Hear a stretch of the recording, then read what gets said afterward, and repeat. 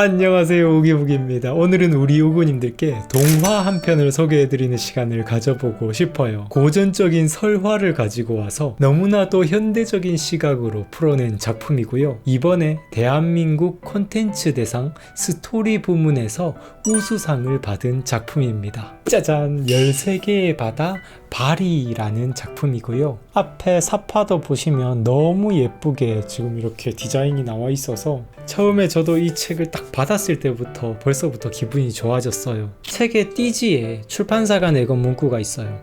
딸들을 위한 동화, 그리고 이 세상 모든 어머니들을 위로하는 동화.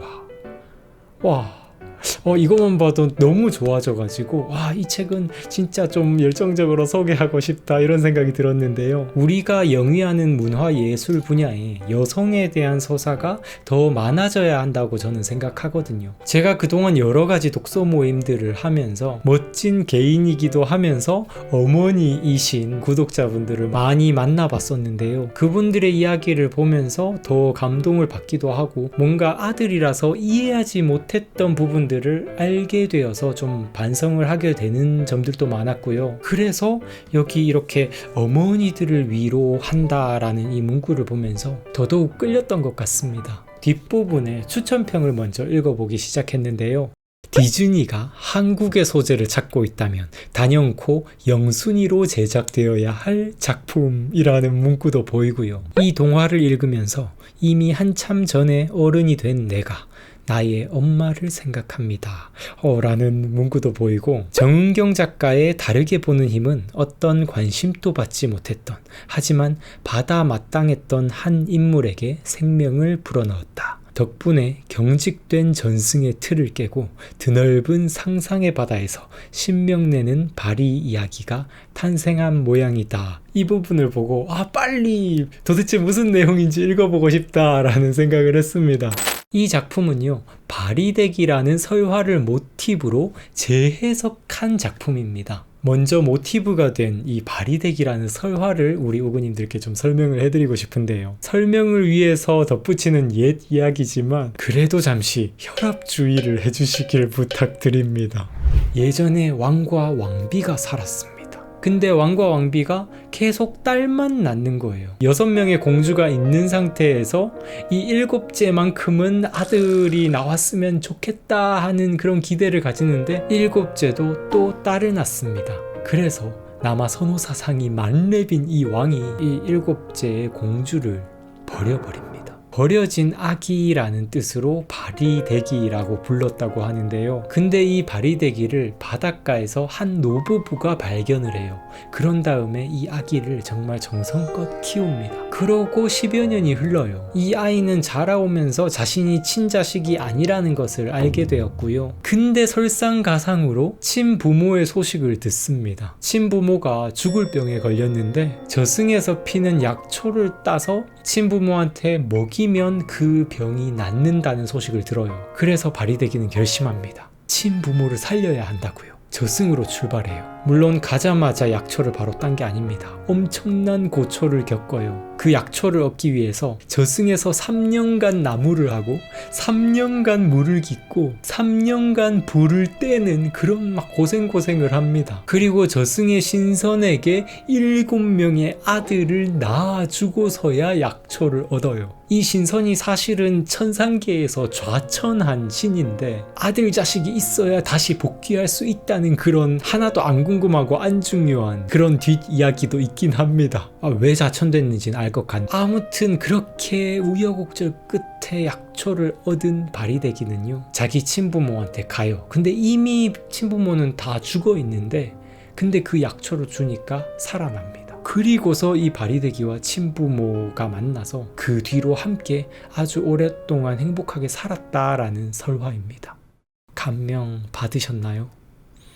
절대 아니죠. 모르겠어요. 과거에는 이게 아주 감명 깊은 뭔가 엄청난 효심을 강조하는 그런 이야기로 계속 전래되어 왔을 거라고 생각이 듭니다. 이 작품이 던지고자 하는 메시지는 분명하죠. 효심입니다. 그쵸?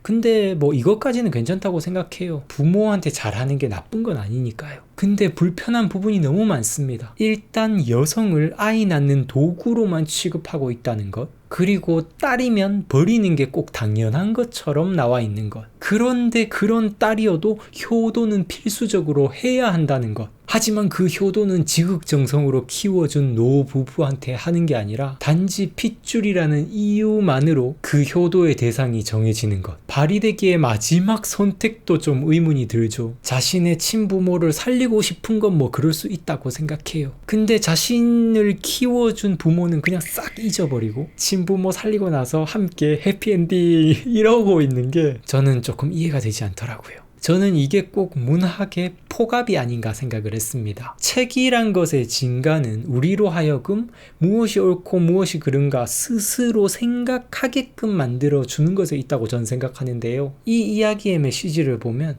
꼭 이렇게만 하는 게 옳다라고 이야기를 하는 것만 같이 느껴졌거든요. 아이고, 이야기가 길어졌습니다. 오늘 이 책의 이야기를 하는데 무슨 이 책의 모티브가 된 설화 이야기가 뭐 이렇게 기냐 생각하실 수도 있겠지만요. 이 책의 진가가 이 책의 모티브가 된 설화의 메시지를 완전히 뒤집어 버렸다는 데 있습니다. 설화의 이야기는 그대로 진행되는 듯한데 담고 있는 메시지는 완전히 정반대입니다. 새롭게 해석된 발이는요, 이 발이를 우리 발이라고 불러보겠습니다. 우선 우리 발이는요, 지극정성으로 키워준 엄마와의 사이가 안 좋은 평범한 사춘기의 소녀입니다. 사랑으로 키워준 엄마를 엄마라고 부르지도 않아요. 사실 읽다 보면 우리 바리의 마음도 조금 이해가 되긴 했어요. 바리를 키워준 엄마 공덕이라는 인물은요, 바리가 잘 되었으면 싶은 마음이 너무 지나치다 보니까 바리가 스스로 선택하기보다는 자기가 옳다고 생각하는 걸 자꾸 지시하는 엄마였거든요. 장신구의 색깔을 결정하는 것도 바리가 하고 싶은 걸 결정하는 게 아니라 자기 눈에 이쁜 걸 고르라고 좀 강요를 하기도 합니다. 이게 더 이쁘다고. 이런 식으로. 그러던 어느 날 우리 바리의 친엄마인 용왕의 소식을 듣게 된 거예요. 용왕의 사신이 막 엄청난 명품들을 가지고 와서 바리한테 주면서 저승으로 가서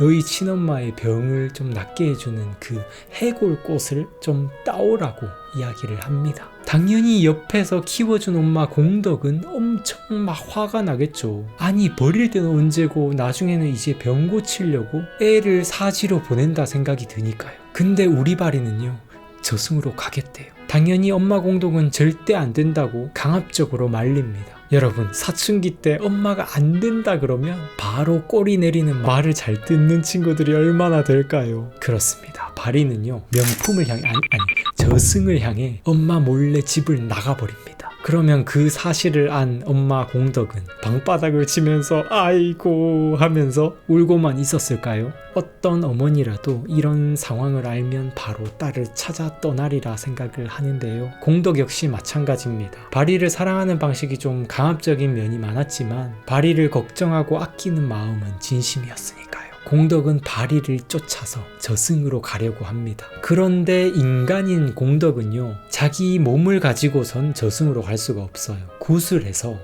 영혼을 빼내는 과정을 거쳐야 합니다. 이때 나온 영혼은 자기가 살던 모습 중에서 자신이 가장 좋아했던 모습이 된다고 해요. 그래서 공덕의 영혼은요, 딱 바리 나이의 소녀의 모습이었습니다. 그리고 이제 먼저 떠나버린 바리를 쫓아서 엄마 공덕도 저승으로 출발해요. 저승에 간 공덕은요, 한편으론 저승의 여러 가지 시련들을 거치고 한편으론 바리를 열심히 찾으면서 여러 가지 일들을 겪게 되는데요. 여러분들, 공덕은 바리를 찾게 될까요? 그리고 저승에선 어떤 일들이 벌어질까요? 공덕의 개입이 용왕에게는 또 어떤 영향을 미치게 될까요? 근데 자세한 이야기는 스포일러가 될 수 있으니까 직접 한번 읽어보시면 좋겠어요. 저는 읽으면서 결론이 도대체 어떻게 됐는지 너무너무 궁금해가지고 계속 넘겨보게 되더라고요. 맛보기로 아주 살짝만 스포를 해드리자면요, 제가 정말 좋았던 점은 바리와 공덕의 생각의 변화입니다. 원래의 바리 설화 속의 바리라는 인물은 성장형 인물이 아닙니다.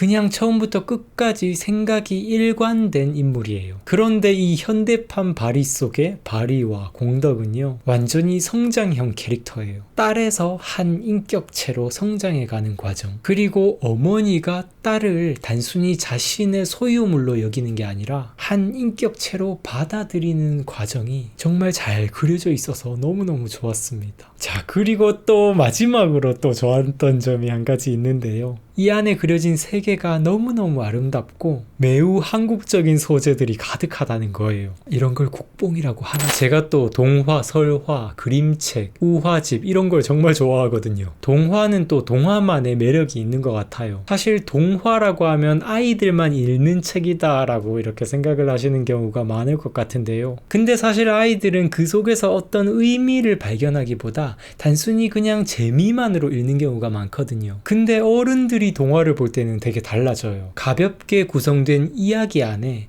이 인간의 희노애락과 삶의 지혜가 압축되어 있는 걸 발견하게 되곤 합니다. 그래서 정말 동화책을 하나 잘 만나게 되면요, 아이들한테나 어른들한테나 평생 가는 진득한 감동으로 남게 되는 경우가 많은 것 같습니다. 13개의 바다 바리, 우리 아이들과 함께 읽어보면서 각각 바리와 공덕에게 감정이입도 해보고 같이 수다를 떨어보면 바리와 공덕처럼 함께 성장해가는 그런 귀한 시간이 될 거라고 생각해요. 네, 오늘 책 이야기는 여기까지고요. 시청해주셔서 감사드립니다. 저는 앞으로도 다양한 독서 이야기로 계속 인사드리도록 할게요. 감사합니다. 성장하는 방송, 성장에 관한 방송 우기부기TV 손승욱이었습니다.